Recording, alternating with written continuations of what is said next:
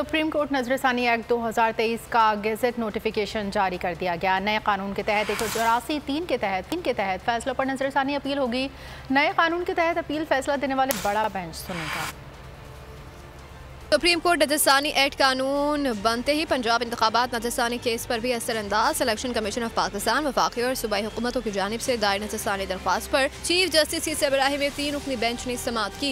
वकील election commission के दलाइल शुरू होने से कबल ही अटॉर्नी जनरल रोस्टम पर आ गए। समाअत के आगाज पर अटॉर्नी जनरल ने बताया है कि सदर की मंजूरी के बाद रिव्यू एक्ट का इतलाक हो चुका है। अब नजरसानी अपील फैसला देने वाले बेंच से बड़ा बेंच ही सुनेगा। जस्टिस उमरता बंदियाल ने कहा कि नजरसानी से मुतालिक अब नया कानून भी आ चुका है। हुकूमत का मसला तो नए कानून से हल हो गया है।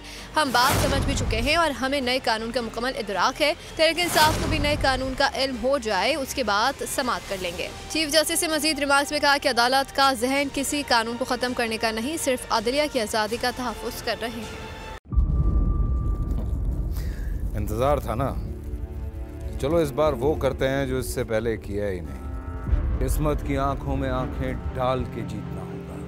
सब में है शेर जैसी राह, जर्रा जर्रा भी हर कंटेस्टेंट को लगेगा पहाड़। लड़खड़ाना नहीं है, खोल दो अपने पंख अगर आसमान छूना है। अबे लग रहा है ये सब पहले भी कहीं सुना है। एंटरटेनमेंट की गारंटी जनाब, क्योंकि यहाँ खेलोगे कूदोगे तो बनोगे नवाब। खुश रहो पाकिस्तान। खुश रहो पाकिस्तान बुध और जुमेरात शाम 7 बजे सिर्फ बोल एंटरटेनमेंट पर।